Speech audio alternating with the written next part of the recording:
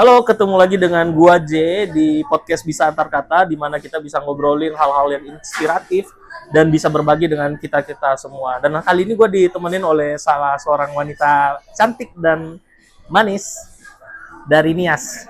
Kenalin diri lu dah. Halo, selamat siang semuanya. Nama aku Tini. Tini Gea. Sama-sama berasal dari Nias Ya, dengan Bang J ini. ya. Jadi kita ini sama-sama orang Nias yang berada di perantauan, dan gua harap nanti di obrolan kita semuanya nanti ini teman-teman Nias juga bisa mendengarkan ya beberapa hal yang inspiratif. By the way, dia ini kalau dari informasi yang gue dapet, Tini ini seorang manajer ya, Ya, betul. manajer. Tapi nanti kita tanya-tanya lagi lebih dalam. Jadi fun fact nih ya, fun fact ini adalah tamu cewek pertama kali di podcast gue. Oh iya. Ya, semuanya kan teman-teman gue cowok semua. Jadi lu apa dan orang Nias, ya Saya sangat bangga dan terharu. bangga ya. Yes. Gua yang bangga dong bisa Oh, ngobrol iya? sama manajer. Jarang-jarang lo ngobrol sama manajer. Dan fun fact, Apa? ini pertama kali saya ikut podcast orang. Deg-degan sebetulnya. Deg-degan ya, nggak seperti yang dilihat di layar kan. Iya, aku Nah, kira lebih gampang dari ya kalau lihat podcast Dia kan orang kelihatannya gampang. Nah itu. Ini aja kita nggak briefing loh. Nggak ada briefing sebelumnya kan. Yes. Makanya ini ngalir terus nih. Jadi itu ya guys ya. Bisa apa ya? Berarti Yahoo. Yahoo. Ya bisa kabar. Puji Tuhan. Baik. Pakai lihat dawo. Berdannya kita kasih translate Oh, di sini. gitu. Ya bisa kabar. Ya, luar biasa. Luar biasa ya. Biasa. Ah. Baga-baga. Saya baga-baga mana ya, sehat ya. Sehat. Lau. Udah sampai di situ Tahan aja ya. ya, Nanti tahan di ya, sini Sobat. ada sogel. Ada sama gue. Terus saat ini kesibukan lu tuh selain manajer apa sih? Selain manajer, sebetulnya punya freelance beberapa ya. Oh, lu ada freelance Freelance juga. lain yang beberapa. Cuman memang namanya juga freelance ya, jadi tidak penghasilan freelance-nya tidak menetap setiap bulan. Ya, maksudnya itu kayak income pasif ya. Betul, income pasif. Berarti lu ada project lain gitu ya di Ya, selain lain. manajer ya. Betul. Kenapa masih kurang ya gaji manajer ya? Eh, kalau dibilang kurang bisa cukup sih. Tergantung. Tergantung apa pengennya kita ke depan seperti apa. Saya sendiri sudah mentargetkan beberapa kali. Umur segini harus punya ini, umur segini harus punya. Berarti lu sudah punya visi ya ke depannya. Yes. Udah ada target ya. Betul. Begitu ya. Nah, tapi sebelum kita mau bahas lebih dalam tentang ini, gue mau nanyain tentang gimana sih awal karir lu bisa bekerja sampai seperti ini? Oke. Awalnya sih susah ya. Ya nggak apa-apa, kita memang susah. Nias Kalau lah ya. kalau kata orang Secara- mulai dari nol. Nah, saya dari minus saudara-saudara. Ada lo temen gue juga ngomong tadi bukan dari nol. Oh iya. Iya, dari minus juga. Jadi kayaknya itu lebih populer deh, dari minus bukan dari Dari- nol. Dari minus. Jadi awal kan kuliahnya di Jogja dulu. Kita kenal juga di Jogja ya dulu ya. Betul, saya kenal Bang J di Jogja lewat Agus. Iya. Tapi Agusnya sekarang lagi nggak ada. Niko, gue punya temen Niko juga. Lu kenal Oh, Niko kan? Kenal Niko. Yang baik. Nah itu tadi gue udah ngobrol-ngobrol juga sama Niko. Asik. Ya udah lanjut. Terus? Oke, jadi di Jogja itu dulu orang tua saya, papa mama itu meninggal saat aku kuliah di Jogja. Oh, lu yakin? Yatim piatu. Oh, udah yakin ya? Iya, iya. Abang kita masih ada orang tua lu? Udah nggak ada. Jadi mama meninggal di semester 2, papa meninggal di semester 3. Nah, struggling itu sebenarnya udah dimulai dari situ. Ya, apa biaya hidup kan betul Iya, iya. berkekurangan. Iya. Cuman waktu itu bertekad mau nyelesain kuliah. Ya kalau nggak selesain, masa saya balik kerja terus Dengan- mau jadi iya, apa? benar-benar. Gitu. Jadi saya punya tekad tetap mau lanjut dengan cara aku jadi nyari pekerjaan serabutan lah Bang. Udah mulai Iya, iya. freelance dulu. Oh, dulu waktu masih kuliah sudah ada kerjaan. Sudah ada kerjaan. Apa sih pekerjaan lu yang Nah. pertama kali nih awalnya? Pekerjaan saya jadi office girl. Di Oh, lu kampus. pernah jadi office girl? Yes. Jadi tukang sapu gitu ya? Tukang sapu, tukang Guys, cuci. manajer ya. Sekelas manajer pernah nyapu kampus. Dan apa ya, lu you must proud about that ya. Yes. Ya kan? I proud. Ya kan, karena lu harus bangga dengan apa yang pernah lu jalanin kan. Yes. Ya. Itu apa pertama kali saya kerja yaitu jadi office girl. Nggak malu? Awalnya malu bang. Karena kita Nias itu punya pride ya, punya apa ya, kebanggaan sendiri ya. Apalagi aku office girl di kampus, otomatis dilihat dari teman-teman sama kamu, ya. teman-teman sama dosen-dosen kan. Nah, Kalau cara dosen, saya untuk menghindari kemaluan itu, Iya. kemaluan. Jadi aku jam 6 itu udah kerja. Berarti 6 pagi ya? Ya, jadi buka pintu, saya beresin semuanya. Jadi setengah 8 mahasiswa itu datang, saya udah bekerja, udah selesai. Ya. Tapi kan kuliah juga dong. Yes. Kuliah di jam berapa? Jam 8. Jam 8. Berarti lu morning person, sebelumnya morning person atau enggak? Udah morning person. Ya kan kayaknya kalau di Nias itu kayaknya bangun pagi itu sebuah kewajiban ya. Kewajiban, kalau nggak bangun pagi disiram. Apalagi cewek ya. Apalagi cewek di mana patriarkal ya kita di Nias itu, di mana sih perempuan ini harus lebih bangun banyak pagi, harus masak. Iya, masak. Kalau misalnya bangun siang malah dicap. Ya, cewek yang enggak ini. Walaupun sekarang itu sudah mulai ini, sudah mulai terkikis kalau gue lihat ya sekarang. Beberapa lah ya. Sudah mulai terkikis di mana ada cewek yang sudah nggak bangun pagi lagi gitu. Nice to hear. Tapi ada kekurangannya dong tentunya. Artinya apa? Dulu kualitas itu kita dilihat dari situ loh. Betul. Ya bukan yang salahnya itu adalah di mana kita di stereotipkan, oh ya si perempuan harus bekerja di dapur. Nggak kan, beda kan, gitu loh. Tapi yang berkurangnya itu kalau dari pandangan gue ya cewek bangun telat tapi tidak mau ngapa-ngapain juga, dan dia tidak mandiri apa. Ya itu kan namanya males sih. Iya kan, males kan. Kalau misalnya ceweknya bangun siang tapi setelah itu dia bisa melakukan kegiatannya ya. It's okay kan? It's okay. Dan bermanfaat. Ya, bermanfaat. Jadi tantangan pertama apa ya waktu pertama sebagai office girl? Ya, yang pertama ya tadi ya malu itu. Malu ya. Malu. Nah, habis office girl kan kuliah ya. Iya. Sore aku ini kerja di mana? Admin pabrik obat burung. Emang ada dulu tuh? Ada. Wah, gila. Jadi dulu itu saya tawarkan. Kan mereka bikin obat burung macam-macam kan. Burung mereka apa dulu? Itu nggak punya database. Burung apa dulu? Kroto. Ini kroto. Itu burung yang ini ya? Burung beneran? Enggak, maksud iya bener lah. Emang ada burung yang nggak beneran? Maksudnya jenis burungnya apa? Burung kroto? Semuanya. Semua jenis burung. Yang itu diperjualbelikan gitu maksudnya? Betul. Jadi itu pabrik rumah tangga kan. Oke. Mereka nggak punya database. Ya udah itu yang saya tawarkan ke ownernya supaya ini kedetect semua jenis-jenisnya dan resep-resepnya seperti apa. Nah itu aku bikin.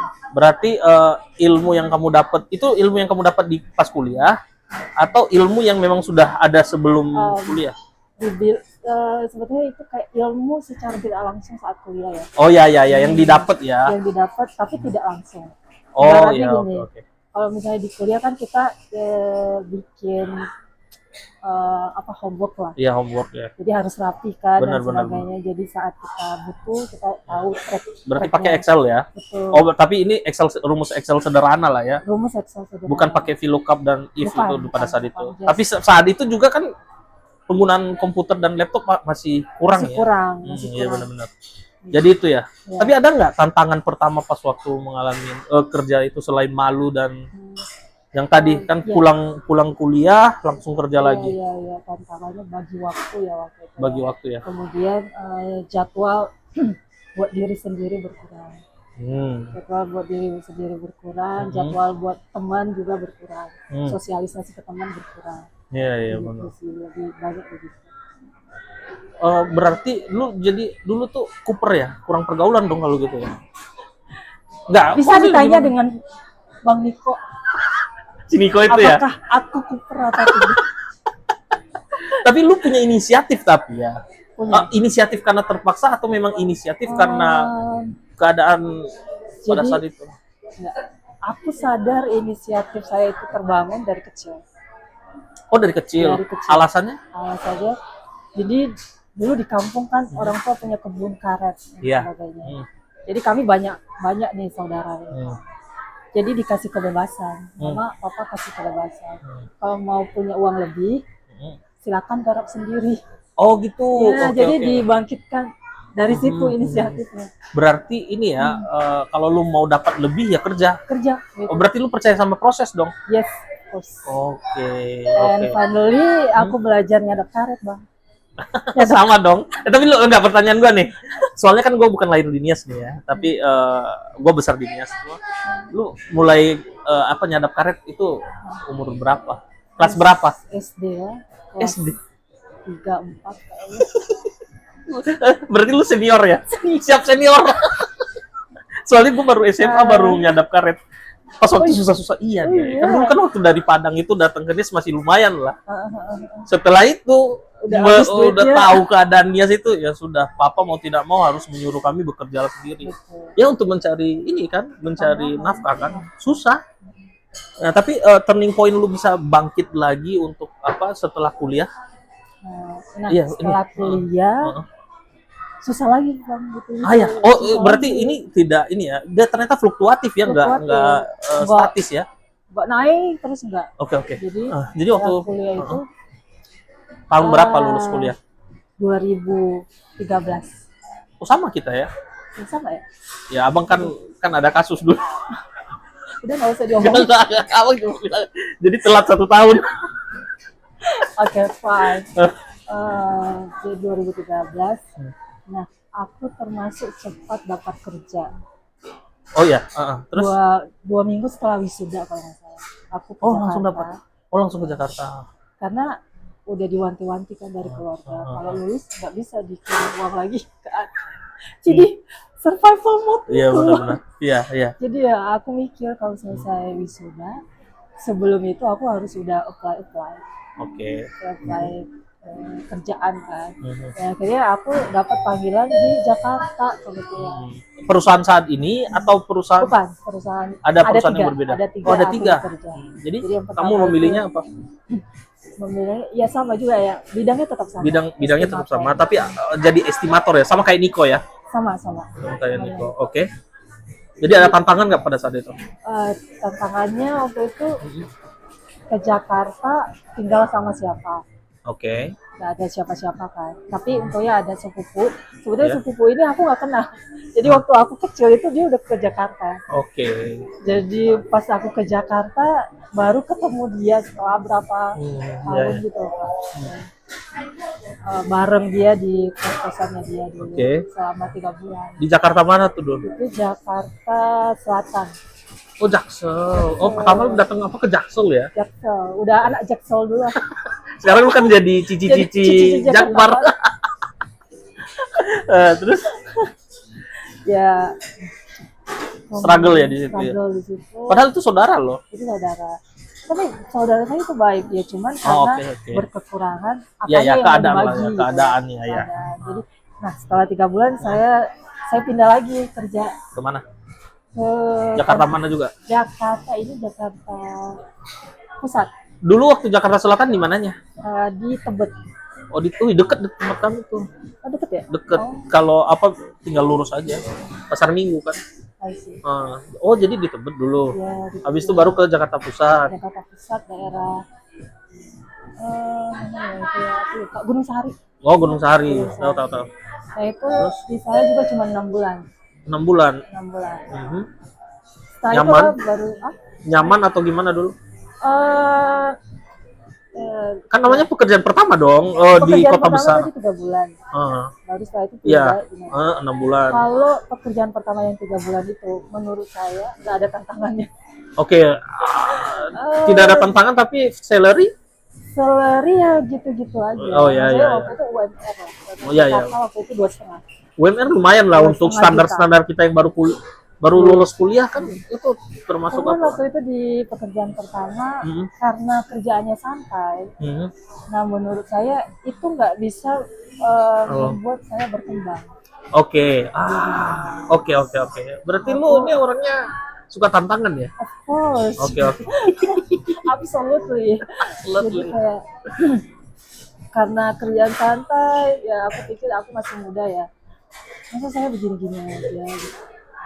Ya, akhirnya aku pindah, coba dan dapat kontraktor lokal. Kontraktor gitu. lokal. Sama, biasanya juga sama estimator. Iya. Di yang kedua ini pekerjaan kedua. Di yang di Gunung Sari selama 6 bulan. Kalau di situ sebetulnya lebih ke korban politik pekerjaan. Iya itu sudah biasa lah ya. Ya I kan know gua ya. kan keluar dari PLN juga karena politik ini pekerjaan. It's the real. Iya. It's so real. Jadi ya udah daripada aku di situ terus. Persaingan yang nggak sehat lah istilahnya. Benar-benar nggak sehat. Terus? Nah setelah itu aku baru apply lagi perusahaan ketiga ya. Ini sebetulnya dibilang nyaman enggak, tapi berkembangnya bagus gitu. Perusahaan saat ini? Saat ini, dan aku udah 11 tahun di sini. 11 tahun, berarti tahun berapa tuh, Dek? 2014. Buset, 11 tahun kerja, lu nggak bosen? Ya, kalau suasana ya bosen, tapi pekerjaan nggak bosen. Jadi waktu jadi kontraktor lu belum jadi manajer dong tentunya di awal. Apa? Jadi waktu itu aku jadi staf biasa ya. Staf biasa. Nah, strugglingnya mulai lagi di sini. Karena waktu itu adik saya kuliah di Jogja dan saya harus biayain dia kan. Iya. Sandwich generation. Lu tahu lagi rasanya gimana jadi sandwich generation. Jadi gaji UMR 2,5 juta. Dulu tahun 2014 ya. Kecil juga ya dulu. Kalau nggak salah 2,5, 2,7 segitulah. Iya, nggak beda lah dengan sekarang ya. Terus? Dan aku harus nguliahin adik saya. Dengan biaya kuliah semuanya. Kan? Yes, pas-pasan kan. Dan aku ingat waktu itu aku ngontrak dan aku nggak sanggup beli kasur. Jadi? Akhirnya aku tidur di lantai sampai punggung saya sakit. Nggak paru-paru basah. Lebih tepatnya punggungnya sakit. Tapi sekarang masih sakit nggak punggungnya? Sekarang udah tidur di tempat yang nyaman ya? Iya, enggak sih, puji Tuhan. Itu sebenarnya kestrugglean kita itu membuat penuaan dini sebenarnya. Cepet tua ya. Tapi kan karena itulah yang membuat kita itu terlihat muda loh sebenarnya. Kenapa kita terlihat muda? Karena kita juga sudah ngikutin kita menantang itu, melawan kesusahan itu ya. Kesulitan, kita melawan kesulitan. Tapi kalau misalnya gue lihat dari cerita lu ya, Pak Tini, berarti Tini ini adalah seorang wanita independen ya. Iya, independen. Kalau dari bahasa Indonesianya ya wanita itu bahasa yang kerennya mandiri. Sekarang ya. Iya, wanita independen. Kalau dulu aku ada wanita. Menurut lu gimana wanita independen itu seperti apa? Wanita independen sebetulnya kalau menurut aku ya. Iya, sebetulnya kayak independen terhadap emosional. Independen terhadap prinsip dan keputusan. Independen terhadap tindakan.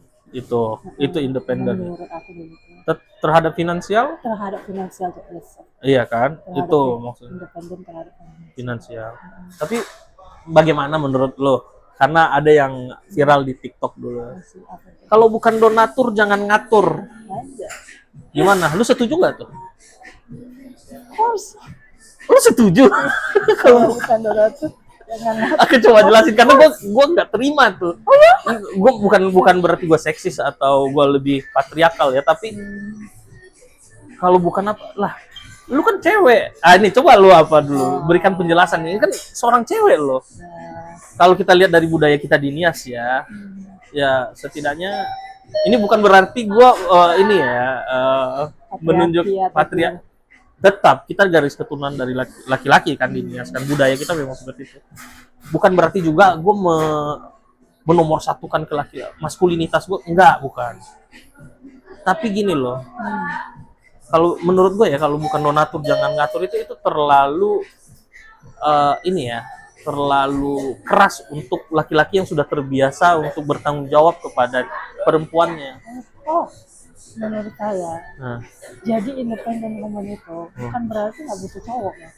Nah, ya itu. Bukan berarti nggak butuh cowok, nggak butuh pasangan. Bukan berarti kami mengecilkan peran laki-laki. Bukan itu saudara-saudara. Bukan. Iya. Sama sekali bukan itu. Lebih ke gini loh. Ketika jadi independent woman, secara finansial tadi, dia stable gitu. Oke, dia tidak tanpa pasangan pun, tanpa orang tua, tanpa ada orang yang bantu, dia sudah bisa menghidupi diri sendiri. Oke. Tapi kalau ada laki-laki yang mau mendekat, ingin menolong, membantu, it's okay. Oke. Never mind, itu nggak ada, bukan masalah. Bukan masalah ya. Berarti lu nggak masalah kalau misalnya ada orang yang menomorsatukan kelaki-lakiannya dengan apa? Kadang-kadang kan laki-laki itu ini ya, insecure juga ya kalau misalnya dia harus ketemu sama cewek yang mungkin finance-nya lebih tinggi daripada si laki-laki itu. Kalau misalnya ada laki-laki seperti itu, ya udah kerja keras lagi. Tolong kerja keras lagi. Atau kalau memang merasa insecure begitu, padahal kita sebagai independent woman itu nggak ngelihat itu. Nggak lihat itu ya. Lihat itu sebetulnya. Oke, tapi kalau mau kondo? Kalau mau lu pernah jatuh nggak di pernah. di cowok? Oh belum ya, nggak pernah jatuh di cowok mau kondo ya? Nggak mau juga. Ya gimana? Untuk bisa hidup aja dia harus gimana? Kalau aku pikir ya, kalau laki-laki udah bekerja ya, tapi gajinya memang kecil. Tergantung sih kecilnya berapa juga. Iya, Iya, maksudnya kalau jomplang banget ya nggak mau. Ya. Tapi kalau mendekati, setidaknya kalau misalnya kita hidup bareng, sama-sama bisa support ya. Support, nggak apa-apa, nggak masalah. Tapi lu pernah, nah ini pertanyaan gue nih sebelum apa? Lu udah punya cowok? Sekarang belum. Belum ya. Belum. Nah, pernah nggak dapat pendapat miring dari mungkin dari keluarga atau dari orang-orang terdekat soal, lu tau nggak pertanyaan-pertanyaan yang sering ditanyain ke kita? Apa? Ada. Apa pertanyaan yang sering diomongin kalau misalnya kita ketemu sama orang? Nah, udah punya cowok belum? Apalagi? Udah nikah belum? Nah, kan itu kan komentar-komentar yang kadang-kadang mengganggu ya. Nah, gimana menurut lu itu? Pernah nggak ditanyain kayak gitu? Sering. Sampai bosen. Kalau keluarga aku sih udah mengurangi pertanyaan-pertanyaan itu. Kenapa? Karena aku udah coba jelaskan. Tapi kalau misalnya lu ketemu sama orang-orang seperti itu gimana? Lu jawabnya apa? Aku jawabnya apa? Kalau bukan donatur, enggak ekstrim soalnya. Iya. Ini paling ya belum ada waktunya. Belum ada waktu. Ya mungkin fokusnya bukan di situ ya. Fokus untuk ini dulu. Ya. Kalau ada ya kenapa enggak? Tapi semakin kesini sih, ini gue lihat ya. Ini kayaknya itu bukan hal yang penting deh. Lu harus cepat-cepat nikah, harus mengenyangkan nafsu orang untuk bertanya. Iya kan? Kita nggak selalu hidup untuk kesenangan orang lain tuh. Betul. Kita nggak punya hak untuk menjelaskan ke orang lain bahwa gini, kita sedang begini loh. Bener. Kita sedang begini loh, begitu loh. Kita nggak punya hak untuk ngomong ke mereka. Benar, karena dan itu bukan kewajiban kita juga untuk menjelaskan mereka kan, karena itu bukan tugas kita. Benar. Tapi menurut lu pasti ada support system ya? Support system itu. Siapa support system lu saat ini? Kalau memang lu nggak ada cowok? Kalau nggak ada cowok, ya saat ini kan lu si Niko. Kak Niko, Bang Niko, Kak Niko. Sesupport apa sih dia? Support itu. Kami udah sahabatan 16 years. Lu 16 years ya? Yes. Gua 17 tahun. Lebih duluan gua. Tahun ini 17 deh. Gua duluan sih sebenarnya. Oh iya. Karena sebelum kuliah, dia kan sebelum kuliah. Lu kan baru kenal dia setelah kuliah. Bener ya, Kak Diko ini ya. Memang luar biasa. Dia adalah tolok ukur. Ya. Kami ngomongnya udah soulmate sih. Ya. Kalau misalnya kami memang tidak punya pasangan masing-masing, ya udah kami udah siap ya. Udah siap dan saling tolong begitu. Tapi itu agak berat loh untuk ini ya. Kita yang dengar ini juga semoga aja tapi dari Nias juga pasti akan mendengarkan ini. Loh, gimana sih nggak nikah dan lain sebagainya. Lu bisa kasih penjelasan itu nggak buat orang-orang kita yang masih berpikir menikah itu penting? Sebetulnya kalau masalah menikah, dulu juga saya pikir bahwa menikah itu penting. Tapi lambat laun eh, kita punya pemahaman sendiri lagi yang lebih dalam gitu loh. Yeah. Jadi kita makin sadar bahwa hidup itu nggak melulu menikah, punya anak. Saya itu terus. Nanti gua sensor nih. Ini manajer nih gimana? Ya maksudnya. Iya, ya, nggak apa-apa. Ini boleh. Sedangkal itu gitu loh. Iya, sedangkal itu ya, cuma nyenangin jasmani doang ya, tanpa memikirkan yang lain. Ya. Dan aku juga tidak menyalahkan orang-orang yang memilih bahwa menikah itu penting. Iya, kita tidak menyalahkan. Tidak menyalahkan mereka. Tapi saya menyalahkan mereka kalau mereka memaksa orang yang berpikiran sebaliknya terhadap prinsip mereka. Memaksakan prinsip ke orang lain itu apapun itu, bukan cuma paham soal menikah, banyak hal.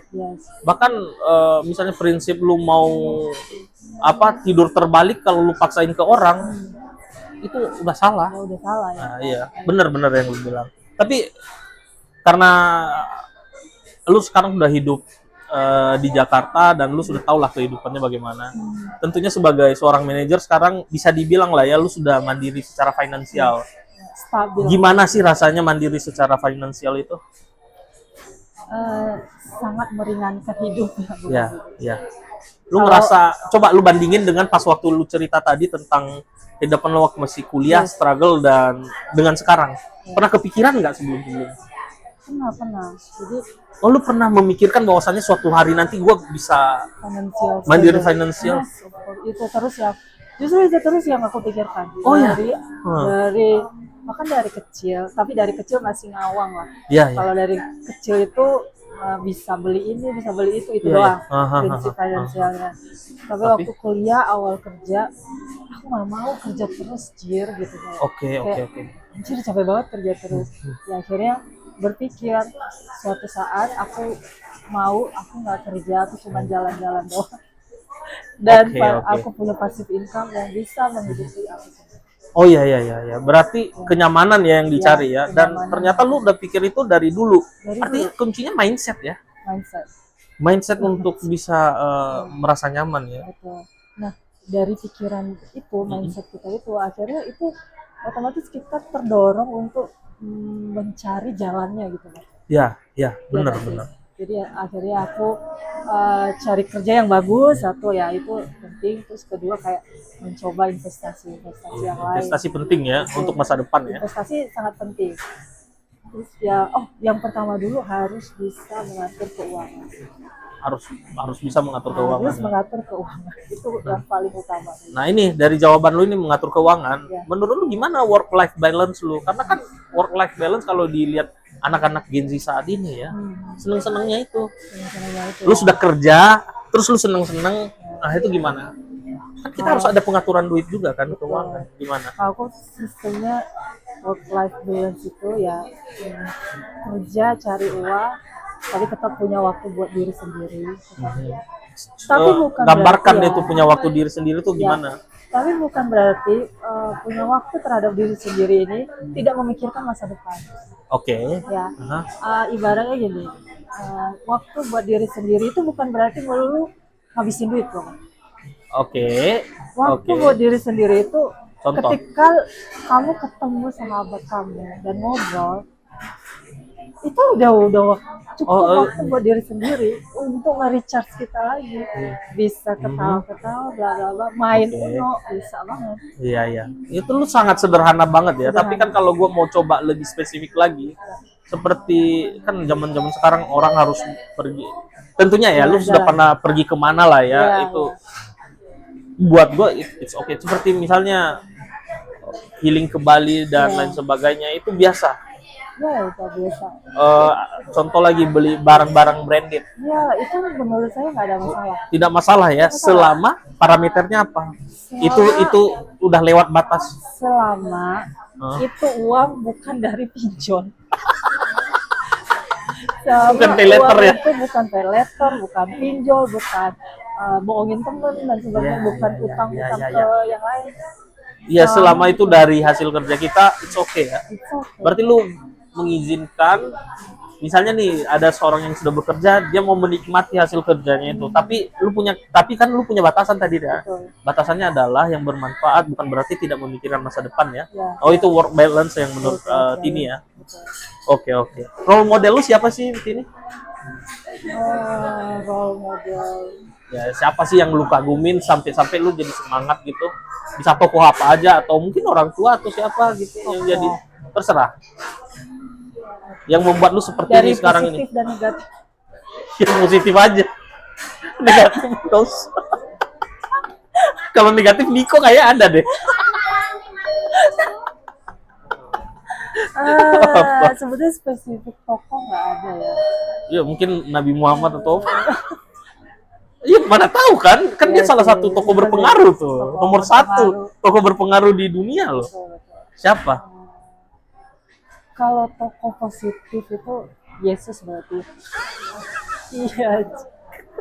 Padahal dia nomor kesekian loh. Nggak ada yang lain kak. Lu terlalu basic. Tapi ini Oh ya oke ini menarik nih. pemahaman aku nih. Nah gimana? Kenapa bisa sih Yesus yang jadi apa? Yesus itu kayak bisa nggak kita bayangin, waktu aku bayangin baca Ya, Perjanjian Baru, point of view lu tentang Yesus tuh apa? berani cuy, Oke. pemberani, Rebel sebenarnya. rebel. Pemberontak Coba istilahnya kalau menurut. bayangin ya, coba bayangin ya. Yesus itu gak punya duit waktu itu. Iya dong. Iya bener. Ya dia nggak punya. Gak punya duit loh dia. Iya, dia memilih untuk nggak punya duit. Gak punya pekerjaan tetap. Gak punya. Iya. Tapi tiba-tiba ini sinagognya dibubarin. Oh itu. Siapa coba orang sekarang itu seberani itu? Oh ya. Dia adalah orang yang brave ya, punya kekuatan untuk itu. Betul. Tapi kalau menurut gua Yesus berhasil karena ini kata-kata nggak jadi ntar aja dah di belakang layar. Tapi gua ya itu bukan role model menurut gua untuk bukan role model tapi tokoh yang kayak sosok yang kayak luar biasa nih orang. Yang mempengaruhi pekerjaan lu Kalau maksud yang gua. mempengaruhi pekerjaan, Contoh nih kalau gua ya, siapa? gua kasih tahu ya. Gua tuh penggemar superhero. I see. Gue suka Iron Man. Iya. Gue Iron Man banget sama Spider-Man. Makanya Iya. kalau untuk IT, gue sangat suka otak-atik komputer karena Iron Man. Untuk kehidupan, Spider-Man si Peter Parker. Peter Parker tuh banyak ceweknya loh yang suka sama dia ya. Bukan dia nggak perlu. Tapi nerdy loh bang. Nerd. Emang Itu makanya gue bilang. nerdy. Oke, Pak. Mungkin kalau kita bareng, lu akan bilang gue kan berbeda, tapi gue di tempat yang lain berbeda karena gue ambivert gitu loh. Sama tadi waktu si Niko bilang, gue kalau di kantor di tempat kerjaan gue nerd. Ya, aku juga nerd dikit. Iya, maksudnya gue bangga kalau dibilang nerd. Yang penting bukan inilah freak lah, gitu. Nah, lu punya pesan nggak untuk cewek-cewek yang di luar sana yang lagi struggle nggak ada kerjaan tapi dia nah ini nih, ini gua satu nih pertanyaan gue nih dulu. Bagaimana menurut lo sama cewek yang bergantung sama cowoknya? Boleh nggak? Enggak. Kenapa? Ini masih pacaran, posisi atau udah nikah? Terserah. Pasti semua perempuan akan berpikir gue nanti suatu saat nanti akan menikah dan akan dibiayai sama suami. Menurut aku enggak ya. Karena kalau masih pacaran itu jelas banget enggak ya. Nggak usah ditanya. Oh, iya. Itu udah jelas banget saat pacaran. Masa Nggak bergantung kehidupan sama pacar? Ya Tiba-tiba dia mungkin pergi. jadi misalnya jadi tukang ojek aja atau enggak, tapi ini fakta lo, ini realita lo yang kita lihat sehari-hari lo.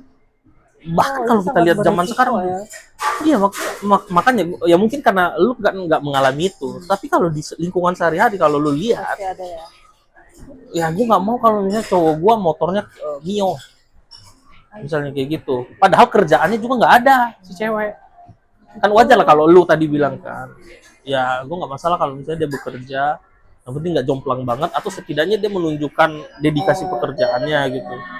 Bagaimana dengan perempuan-perempuan yang kita tahu finansialnya sampai di mana, kita tahu bentukan rumahnya itu bagaimana di kampung, tapi memilih cowok yang harus yang tajir dan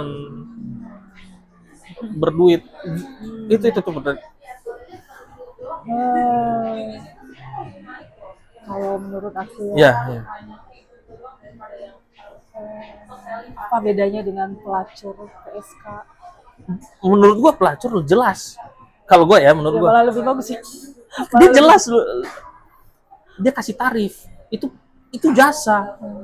Tapi maksudnya berarti lu nggak setuju ya dengan hal seperti itu ya? Berarti wanita harus mandiri Karena ya? wanita itu bukan gimana ya? Apa? Wanita itu harus punya value dong. Oh, nilai. Oke. Kalau misalnya cuma nggak punya value, nggak bisa apa-apa, tapi nuntut laki-laki seperti apa? Ya. Itu kayak itu goblok sih namanya. Tuh, denger tuh. Maksudnya Iya. ketika dia nikah, misalnya dia sukses nih, dapet nih cowok yang luar biasa. ketika dia punya anak, apa yang dia mau ajarkan, nilai apa yang dia akan ajarkan ke anaknya. Dan kalau misalnya dibandingkan, bukan gua merendahkan wanita nih ya, ini ya. Wanita itu semakin umur nanti nilai semakin berkurang sebenarnya, kecuali lu ngembangin otak dan skill lu kan. Iya kan? Beda dengan laki-laki yang semakin tua ya like wine ya. Like fine wine ya. Jadi semakin tua semakin bagus itu loh. Itu perbedaan antara apa?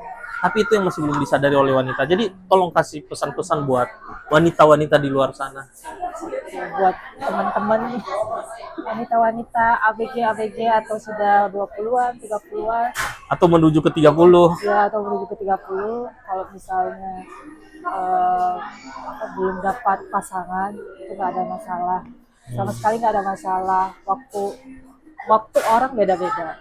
Bukan berarti karena udah berumur, udah mulai kepala tiga, itu udah kayak gelagapan mau cari siapa aja, tukang becak boleh lah dan sebagainya. Justru malah penilaian kamu jadinya buram, buram lah, rusak jadinya.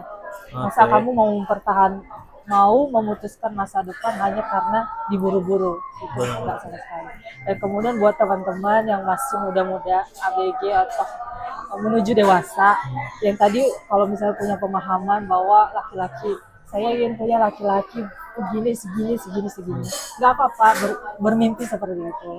Tapi setidaknya teman-teman juga belajar bagaimana meningkatkan nilai hidup sendiri itu. Nilai ya, value yang nomor satu. Nggak harus kuliah loh. Untuk membangun nilai itu. Kita belajar bahasa asing gitu. Belajar skill lainnya. Skill lain.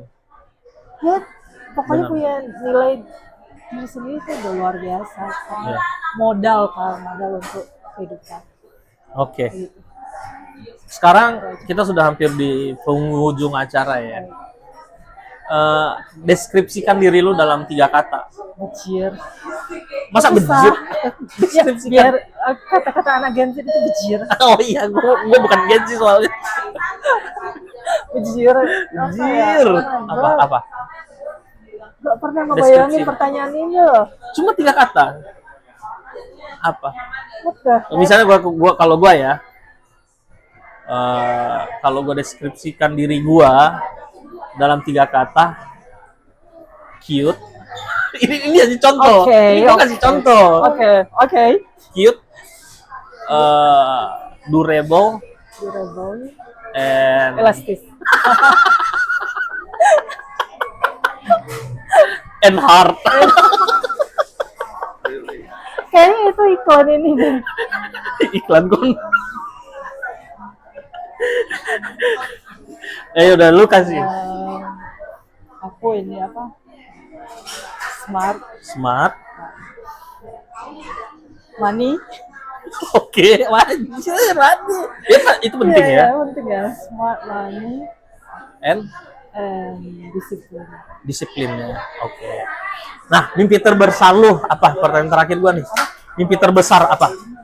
Aku mimpi terbesarnya itu aku mau apa? Nggak mau kerja 9 to 5. Oke. Aku mau pensiun dini dan menikmati passive income. Oh, menikmati passive income ke depannya ya. Oke. Kalau dunia. Oh, itu bagus tuh, bagus. Itu bagus, mimpi yang bagus sih. Tapi kalau lu mau nggak 9 to 5 ya, kerja di tempat gua aja. Emang? Cuma 5 jam doang. Masa? Iya, cuma 5 jam doang. Kalau bisa dihitung secara apa di luar break, di luar istirahat cuma 5 jam doang. How about salary? Ya kalau lu bagus ya bisa gede. Tapi ya kebebasan kurang. Kebebasan. Kan itu. Ya semua ada inilah, ada plus minusnya gitu. Maksud saya nggak mau kerja 9 to 5 udah sekarang juga sih. Nanti ya. Nanti. Ya, tentunya kita semua harapannya bisa seperti itu. Oke, guys. Ya. Minum lah. Sambil minum ya. Ini sponsor kita ya. Oke guys, dari obrolan kita hari ini luar biasa ya.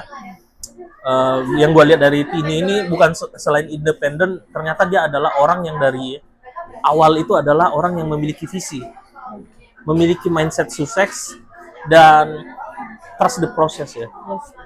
Dan memang kenyataannya proses itu tidak mengkhianati hasil ya. Jadi guys, tetap ya tonton podcast Bisa Antar Kata biar kita bisa dapat maju bersama-sama. Dan thank you ya Tini ya sudah menyempatkan waktu ya di hari ini. Oh, ini hari Minggu ya? Diundang. Thank you udah diundang. Iya ya.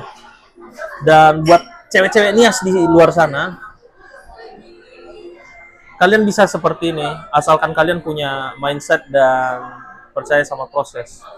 Tengah haba nahan abu manu halu udah umalawi ya kan. Iya. Tapi ya itagitola menduduki jabatan di soba luar daerah sebagai anak-anak rantau ya. Nanti terjemahannya nanti gua kasih di sini dah. Ya udah, thank you ya Tin ya. Thank you. Dadah.